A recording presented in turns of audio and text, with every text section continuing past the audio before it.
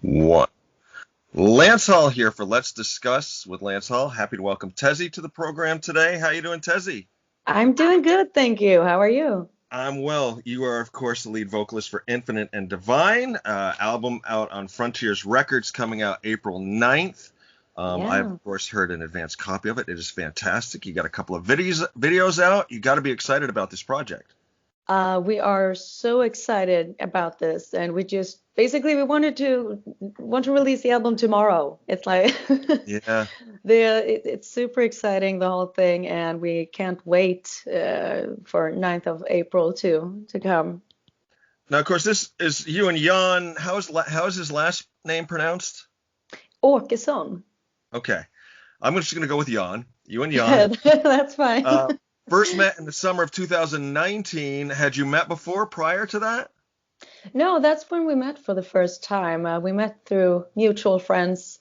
Met a couple of times. We were not visiting, going to some gigs together with friends playing, and just started talking. And well, got to know that he had tracks lying around that he was supposed to have for another project that weren't gonna happen, and he basically wanted to finish it. He didn't want to leave it undone, so he asked if I would be interested in trying it out. So we had actually not met previous to starting this collaboration.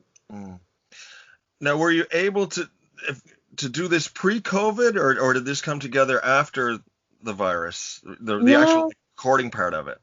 we were lucky because we started pretty much right away. So this was pre-COVID. This was late summer. We started late summer 2019 with the first couple of tracks, laying down vocals. And we finished everything. COVID had started already like that, but it wasn't. We didn't have any. But we haven't had any real lockdowns, or in the beginning we didn't have that much restrictions at all in Sweden. So we were finished with the vocal recordings and the video recording of the first of the video for Infinite and Divine Mm. in the end of March. Mm. So and then that's when things started to actually become, bigger and bigger and bigger. So we managed to get it done before COVID really exploded here as well. So you were able to actually like be in the studio together, bounce ideas off each other. Do you have any hand in like the lyrics or anything? Yeah, four of the songs were already written. Then they had lyrics and a melody before I joined the project. But the rest of the eight songs on the album, or seven songs, are my with my lyrics. Nice. So we started out with the ones already existing, and when we kind of figured like, yeah, this is cool. This could be something. Let's continue. Then I just started writing lyrics right away. Very cool.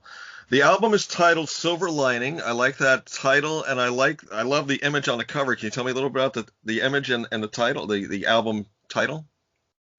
Well, the album title, I think, well, basically all of us needs some kind of silver lining with the whole COVID thing right now, so it lies perfect in time as well. But it has a lot to do with some of the lyrics in the album as well. Basically, just keeping an optimistic mind and point of view, even though things aren't always that easy. Can go through hard times, but still believe there's a silver lining, Yeah. and it'll probably come. And I think with the album cover is beautiful. We went back and forth with ideas, and we wanted they suggested that we had a female profile on the album, and can always see, but I like the blue purple nuances of it, and can almost see the light there, like the silver lining in the background. So Yeah. I think it works beautifully together. It's a great shot. Let's go through a few of the tracks. I made some notes here on a few of them and Mhm. everything. Opening tune, I Feel Alive. What a great high energy opener. Yeah, Yeah, I it loved is it. a really really good song. That was the first four tracks that I received just to basically listened to if this was anything I wanted to try out. That was I Feel Alive was one of them, and uh, actually I Feel Alive and Infinite and Divine were the first two songs we recorded as a tryout, see if this could work. So it's pretty suitable. Those are the two singles out there actually, and I instantly got real hooked on I Feel Alive. I thought it was a great song, great melody, and just the whole feeling of the song, the atmosphere in the song really spoke to me. So Mm. I love that one. Well, I love all of them though, but Yeah. Do you have a favorite on the album? um, I mean, I oh, that's realize I'm such a asking. hard. It's It's like such pick a. one of your favorite kids, you know? Yeah, exactly, exactly. I don't want to leave anyone out. Um, oh, that's really, really a hard question. But That's I all. do think I really do love I think Wasteland. Mm-hmm. Lyric wise, maybe Not Too Late. Mm. And I know it's so hard. I love them all. It's so hard to choose like one favorite. Let me turn it around. Was there one that really challenged you to do? You know, whether it was come up with a lyric, come up with a vocal, perform it. Was there one that was more of a challenge than any of the others? um, I think probably because we needed an additional track. I mean, everything happened so fast when we got the contact with Frontiers, and all of a sudden we had a proposal for a record deal, and we didn't even have a band name or promo pictures or everything. It was weeks after we recorded the first songs that we had them on the line asking us for if we wanted to work with them. Mm. So it all happened really fast, and then it was like, okay, so this needs to be done by April. We really need to now pick up the pace here. Mm. Um, so probably maybe we were struggling a bit with, not struggling, but you and I, Mm. because we recorded it and we were twisting and turning melodies and how to build it up, and it felt like something was missing. We both felt like something's not right, and we sent it to Frontiers, and they also like maybe you need something more. So we actually, after finishing the recordings, we went back and we added an entire additional part to it, which now works as the chorus because it didn't really have a clear chorus, that one. Mm. Okay. So we went back, like back to the desktop, and it like, what can we do with this? And Jon came up with this idea for what could be a chorus. And when we recorded, it was like, yeah, there we have it. Now Like, that's the missing piece. So that's the one that we struggled a bit with, like just finding the right version of mm. it. That's a great story. I like that. Yeah. Now you talked about how you didn't have a band name. That brings us to the second track, Infinite and Divine. So obviously you had the song before the band name, Yeah. and then how did it come about that it's just you like that term? Yeah, we did. We started out because when Frontiers asked us, so what's your band name? Do you have pictures? And we just looked at each other like, gosh, we don't have a band name. We didn't think things would happen this fast. Yeah. So we started like, okay, let's make some lists. And we made lists of possible names, and it's so hard to pick a name, especially when you're a bit stressed, like, okay, we need a name Yeah. basically now. Right. Um, Preferably yesterday, but uh, and it's not like you can pick some name just for now and then pick another one later if we can decide and think more about it. So it was a bit of a stressful moment trying Mm. to figure out the name. And then we went back to it. It was actually Jan's idea for like, but what about Infinite and Divine? I mean, that's a song, that's a strong track on the album, so why not? And we thought about it, and we talked with Frontiers about it as well, and was like, yeah, that's actually a cool name, and kind of as well, since that was one of the first two songs we recorded, and kind of the song that we bonded started the whole thing with as well. So found in the end that would be actually a great name as well as the track. Yeah, I think it's cool because I've always loved, you have like Black Sabbath who did Black Sabbath, Yeah, and yeah. Night Ranger who had the song Night Ranger, and these groups that had songs, the name of the group. I've always thought that's very cool, and I think it sums up the project well, and it's something you struggle with, and then you name it, and it's like, oh yeah, it just fits perfectly. Yeah, it's like it falls together. All the pieces just gets put in place. Now for the video for that song, um, I noticed a couple things. A, have you ever done like acting or modeling or anything? Because you've got a real presence with the camera, Oh, I thought. oh, really? You I should have been there for the recording then, because I was a wreck. really, you have this very strong dynamic look right into the camera. Ah, I am type of presence. I thought it was fantastic. I'm like, this girl's obviously either acted or modeled or something. You look oh, incredible. thank you.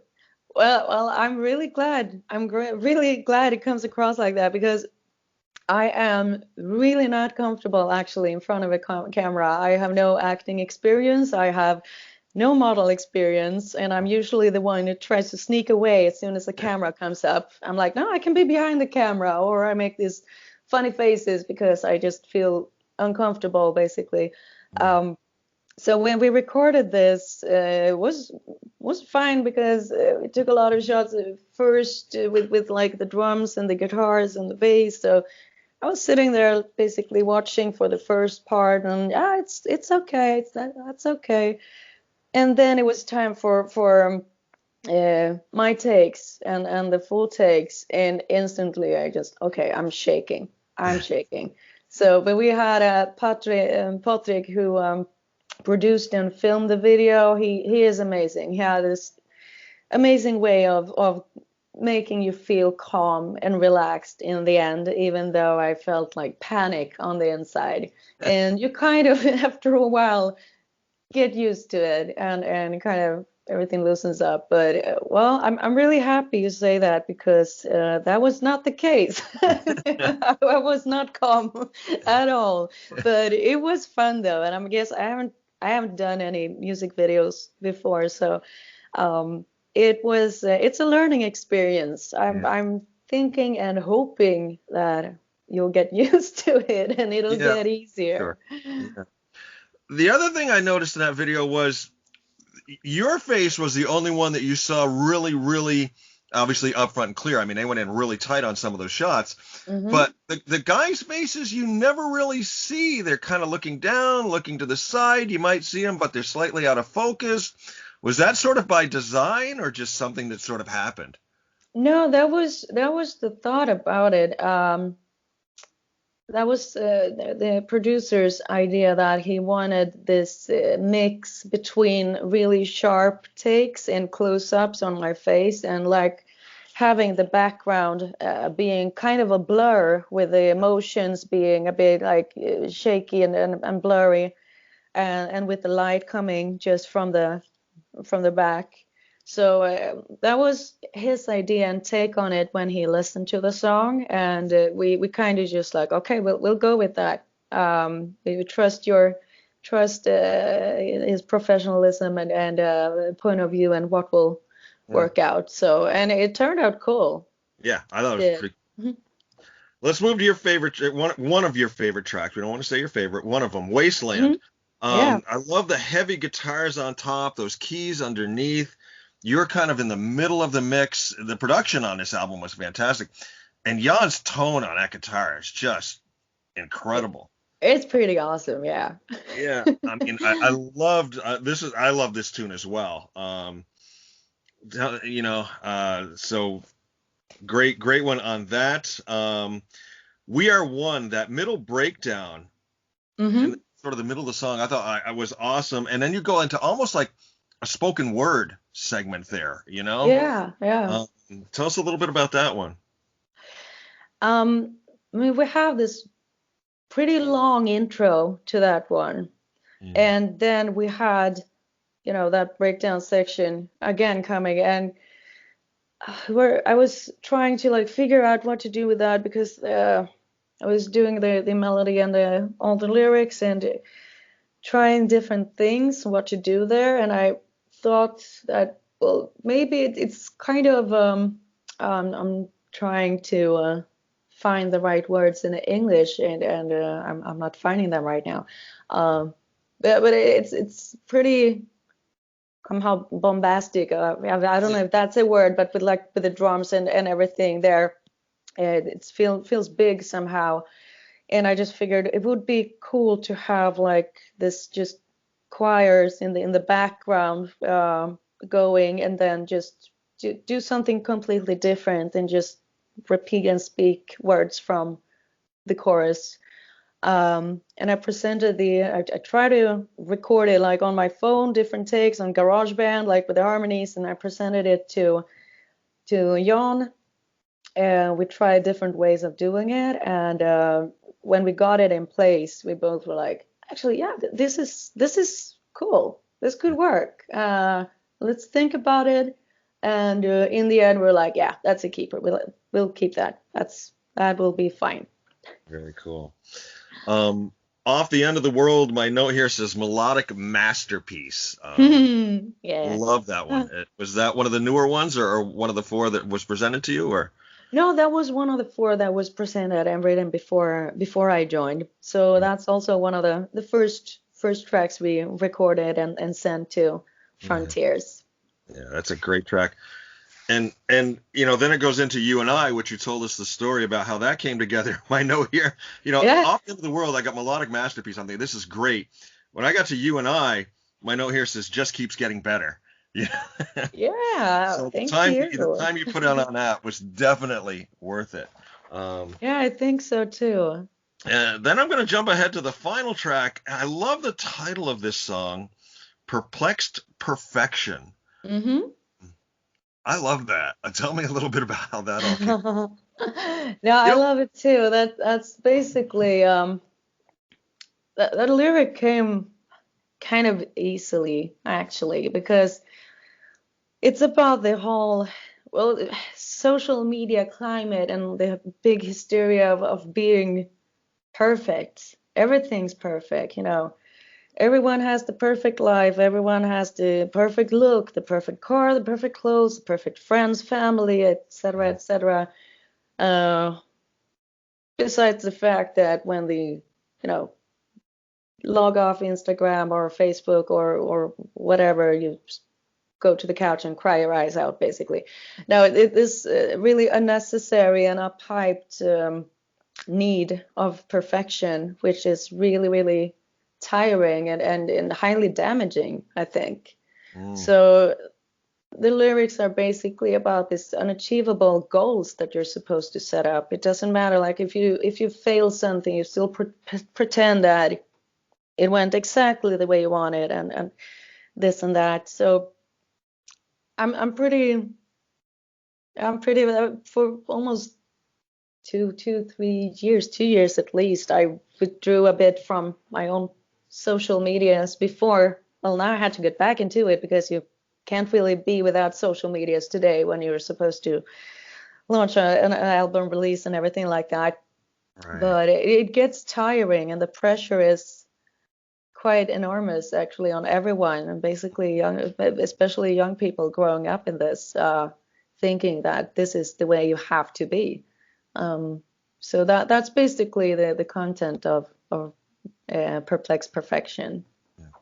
That is a great message. And I'll tell you, you're preaching to the choir here, because I have been talking about that for years as well. I don't know if they have it over where you are.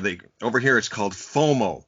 FOMO, fear of missing out. I actually recently heard that. I had never heard it, and it's funny when you hear it once, then it gets repeated. So now I heard it a couple of times all of a sudden. But yeah, that's it's spread over here as well, FOMO. Yeah, you go on like you say, you go on your social media. Oh, this person did this. Oh, these people are doing that, and all of a sudden you feel like, oh, I'm missing out. Yeah. And I'll tell you right now, my plans for the rest of this day is just I'm planning on binge watching some television. I don't care what everybody else is going to do, I love that. Rather than scrolling through and going, oh, this one's going to the zoo, this one's gone to the museum, these have their kids and they're doing all these projects. Yeah, That's great, but like you say, you're not seeing the behind the scenes stuff. When the kid has a breakdown and the parent throws their hands in the air, or exactly. when you're driving to this thing and all of a sudden you take the wrong turn and your directions are all messed up. That Yeah. gets taken out of everything. Yeah. Yeah, it's like it's not okay anymore to be actually human. It's not Yes. okay to make mistakes. It's not okay to it's so it's just twisted. I It's twisted and it's tiring. Yes. 100% agree with you. Wow. Great. I could sit here and talk to you the rest of the day about this. Um, Yeah, yeah. Now, normally I do a lot of research and I can find stuff about people's backgrounds. I try and bring up stuff, from their past. You were a bit of a misery, not Yeah. misery, I'm mystery. a I'm a bit of a misery as well. No. No, Mystery I'm like a tours. ghost. The only thing I could find is you were doing troubadour gigs at 17. So tell me a little bit. Were you singing from childhood? Have you always sung? Did you fall into this? Were you? How did how did everything come about here? Yeah, no, but I've always sung. Music has always been a big part of my entire life. And well, the reason it's not easy to find things that I've done in the past is that I haven't really done a lot of things that well that people notice. I mean, not on a high level, if you can put it like that. Yeah. But I mean, I've always sung. I was a lot of choir singing growing up. Special class in school with additional music education compared to the other school classes. Yeah. And then when I 16, I started, I continued studying music, and I started collaboration with a guy in my hometown. I started recording as a demo singer, Mm. and started writing music with him, and started writing my own songs and recording them as well. So at 17, I wasn't legal. It wasn't legal for me to actually go into the pubs. You need to be 18.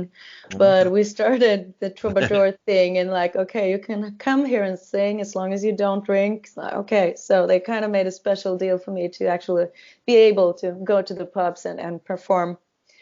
And from there, it just went on. I've been doing a lot of cover in the cover genre, like party bands and troubadour, backup singing, backup vocals for Swedish artists on smaller gigs, things like that. So I've had it as a profession, but it's mostly been that kind of in that part, like the cover department, if you can say like Yeah.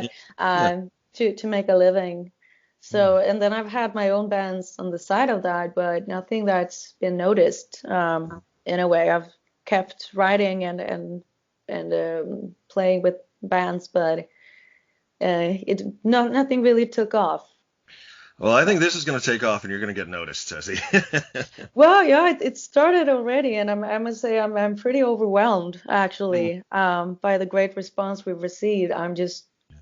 forever grateful for every little nice comment and every view and every stream we have on the tracks. It's pretty cool. It's pretty amazing to finally actually get to do this and release a full-length album that I've been part of writing and recording and everything. And together with Jan is amazing because the collaboration between us two is just fantastic. Sometimes you just find that person where everything feels comfortable, natural, and it just works out both on a musical level and a personal level. I mean, we find out we live 2 minutes away from each other, so there's it's basically going over to the neighbor, having coffee, and recording some hard rock tunes, or writing, or just talking. So this is an amazing thing happening right now. That is cool. I did see one post. You were pretty thrilled to be on the same page as Jeff Tate in a magazine that was doing reviews. Yeah, we have the Sweden Rock magazine. Now, I'm a huge Queensryche fan. I've grown up with Queensryche. That's one of my father's favorite bands as well. So we have that in common, and we share a lot of music together. So, I mean, I've been listening to them all my life, and I've seen them 4 times. Only one time with Jeff Tate though, and then the other 3 times with when Todd Latour took over. Sure. So it was pretty cool though. Finally, actually ending up in Sweden Rock Magazine with an interview and a review of the album, and that happens to be the same issue as there's a huge interview with Jeff Tate as well. So I was like, yeah, I can live with this. This is kind of cool. Yeah. All of a sudden, I became like 16 years old again. Like, yeah. Sure. Yeah, that's got to be a great feeling. I will severely date myself here, Tezzi. I saw Queensryche open for Kiss on the Warning Tour back in November of 1984. I'm jealous. I'm Yeah, jealous. yeah. And then I think it was August of '86. I was the Rage for Order tour. I saw him open for Ozzy. Mm-hmm. I saw him one other time back 2003, just before Jeff Tate left. They opened for Judas Priest, and what a show that was! Oh gosh. You got Jeff Tate and Rob Halford together on the same bill. I mean, that was that's not a bad thing. No. That's pretty awesome.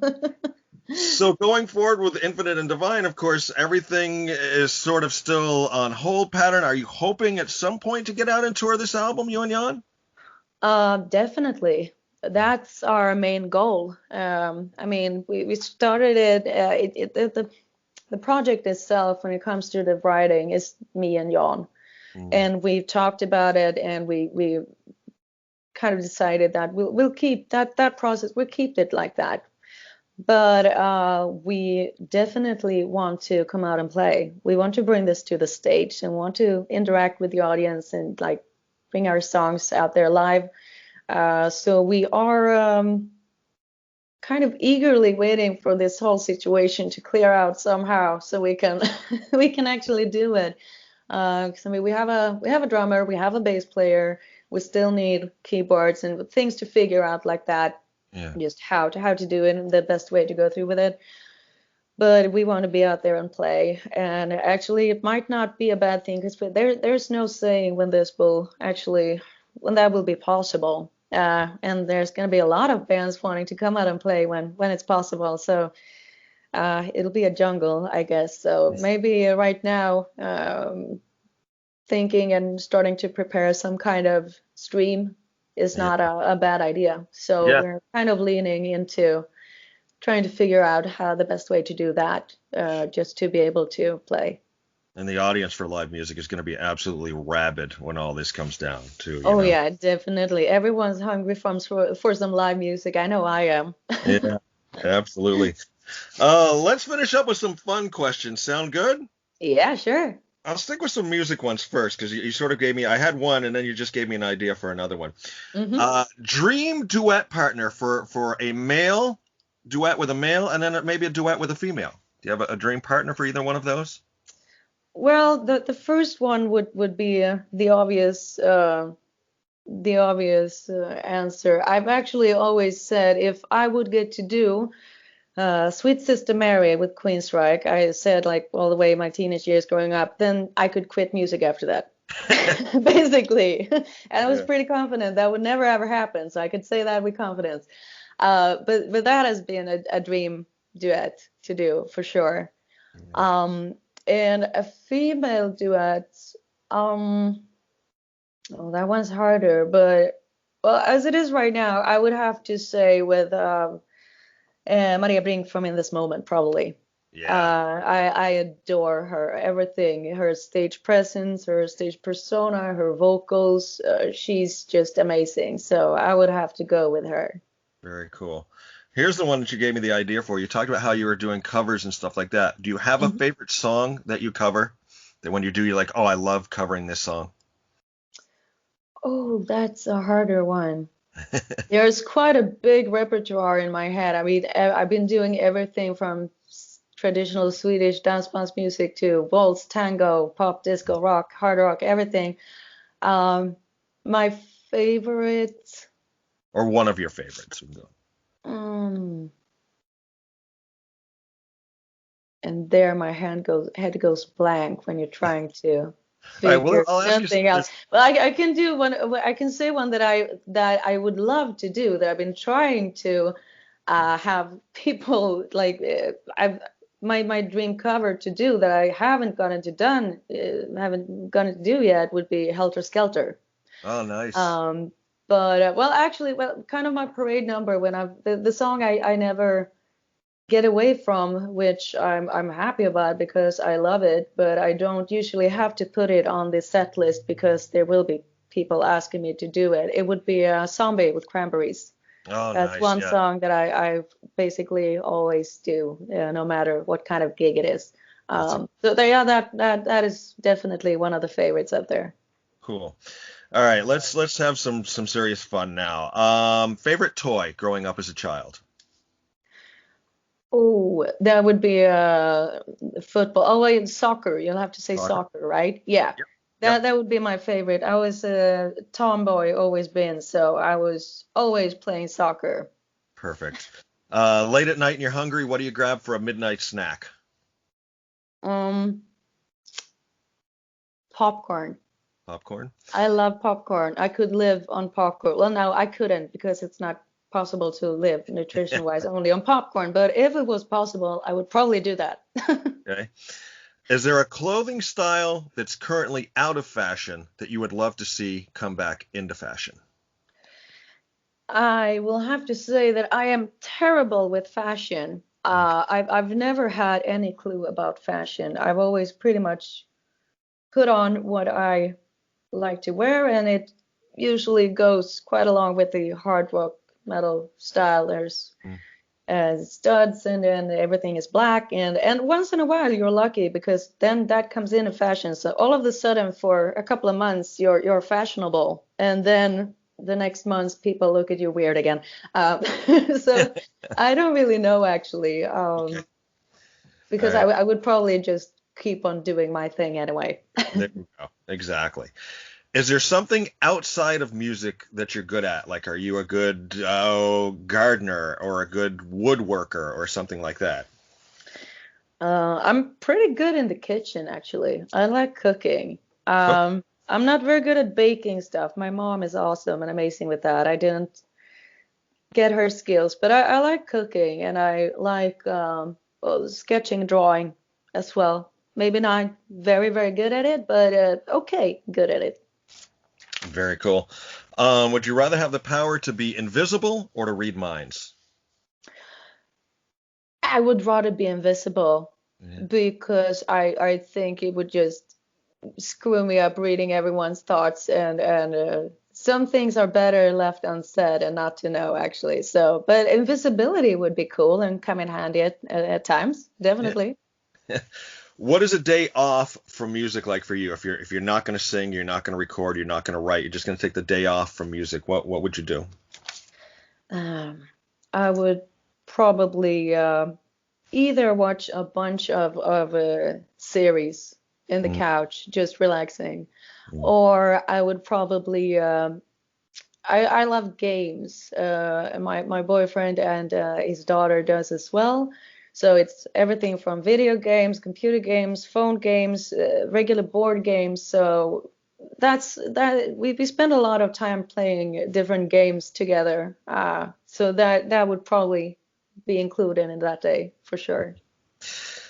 If they were to make a movie of your life, what actress would you have portray you in the movie? And it's your movie, your life. You can pick anybody. Oh my God, and I'm so bad with names and actresses. Um, so the actress and the name of the movie. Well, no, No, no. just the actress who would portray you in the movie. Oh, who would portray me? Um, Maybe if your boyfriend's there, he could come well, up with somebody. well, he loves Sandra Bullock, so he would say Sandra Bullock. So, well, if he gets to choose, then he would go with Sandra Bullock. So yeah. Now he's actually here. He has his headphones. I can see him removing the headphones now, listening what she's saying now. Something about me? Yeah, he's looking at me weird now. It's pretty funny to ask that when the other half is in the room, you know. I had Matt Barlow one time, and I asked him that question. He says, "Well, my wife would pick the rock, but that would be for her pleasure, you know." Okay.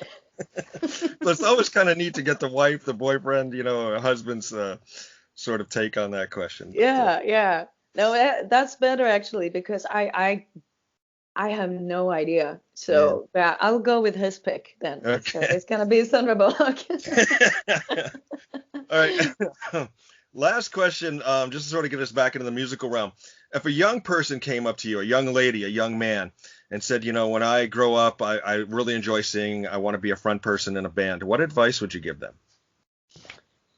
Um, First of all, to never let someone tell them that their voice isn't suitable for this and that, or that you can't do this and that because your voice is not generic, or whatever.